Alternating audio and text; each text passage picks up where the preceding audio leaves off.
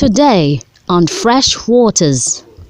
So looking for a way to come out and build what you have, bring out your best, become consistent with doing something every day and do it for a long time regardless of who sees you. Consistency takes discipline, and you can't find anyone who has been great without that price of discipline. And that's how God brings out the best in you. He brings you under pressure. He brings you under things that are not convenient normally. And I just want to share something very briefly. You know, when I was praying and just asking the Lord, I was just asking him for his thoughts about this. And then when he started speaking, he mentioned the two things that the Lord said to me yesterday. I said, Lord, what is the key? How do we unleash everything that we have? He said to me, consistency and sacrifice. I heard it so clear, like someone was talking to me. Where I sat down, because it's a very busy week for me, but I had to fast yesterday. I had to say, Lord, just give me one thing that will open the hearts of people, something that they can take home. He said consistency and sacrifice. He said if they do that, then the potentials will come out. And that's exactly what you said. And you know, I was thinking, what is the key to consistency? And the Lord said again, is sacrifice.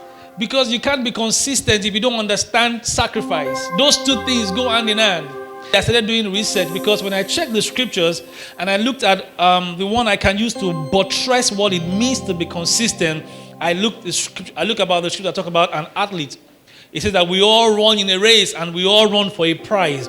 And I went further. I said, look, when you talk about runners in the world, you go to Kenya. They produce the best runners in the world. You know, the last Lagos marathon, the guy from Kenya, just 5 minutes when they started the race, he was already miles apart. Then I wanted to know, what is so spectacular about these Kenyan guys that made them run so much? Do they come with muscles from heaven? There's a particular lady, Ellen Kumotai or something.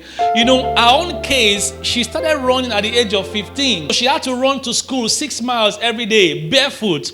And she ran for like 15 years. And when she was 30, she won a 40,000 euro of, I think it's a Chicago runner or something. I can't remember the particular prize.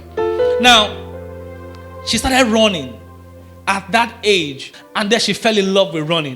Now, one thing I decoded about the way they run is that what we call plain is what they call valley.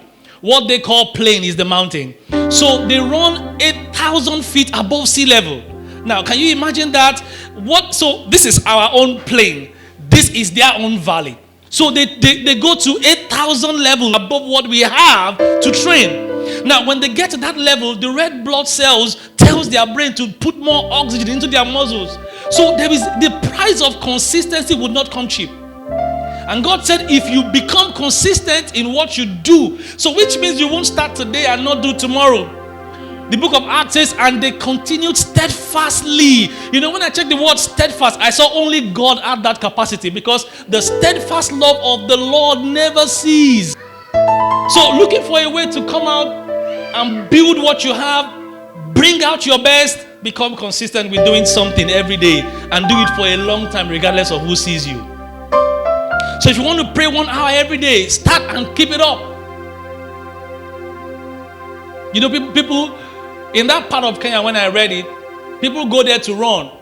In fact, most poor Kenyans, they run their way out of poverty from what I read. Yeah. So, they ask someone, why are you running? He said, because I want to be rich. And check it, years later, they become rich. They just run, get $40,000. Run, get $100,000. Run, get this. Run. Just by running. Come on now. Just by training the muscles. So we also have spiritual muscles. We also have mental muscles. We have all these muscles. But they lie fallow if we just do it today and don't do it tomorrow. You start reading a book 1 hour every day. After 5 days, you forgot the book. Consistency takes discipline. And you can't find anyone who has been great without that price of discipline. I remember some days ago, I was going to bed. It was about 11 p.m. I was so tired. I've had a very long day. I think it was on a Sunday. I had to work that Sunday. And I had to work Monday through Saturday. Now, hoping that I will rest on Sunday, but I couldn't. And at 11 p.m., I was just looking at my bed, you know, tried to jump on the bed. I just had a shower and I was feeling like, I'm going to rest. And I heard the Lord said to me, go and pray for 1 hour. I said 1 hour at this time? I still went on the bed, because I was really tired. And I went on the bed and I laid for like 2 minutes. He said, just go and pray for 1 hour. And I got off the bed and I went to pray. 30 minutes after I was praying, the energy came and I just kept on praying. And I got to the office and I told my friends what the Lord had said to me the day before. I said, can you imagine what happened yesterday? I was just going to enjoy a good sleep and God said, go and pray for 1 hour. Not even 10 minutes. Not even go and pray. If he said go and pray, I'll just say, oh, Father. He was specific. 1 hour. God will put on you things that will inconvenience your flesh. And that's how God brings out the best in you. He brings you under pressure. He brings you under things that are not convenient normally. Because He has you in mind. So the potential is in everybody. The question is, what have you done with the consistency? And what have you done with being consistent with something that you can do every day? Come on, rise on your feet. And so what you have heard today, take it out. If I were you, I will make one note. Something you must do every day. Thank you for listening. We believe that the words you've heard will make a tremendous impact in your life. To partner, volunteer, or co-host an outreach with us, please call the numbers below.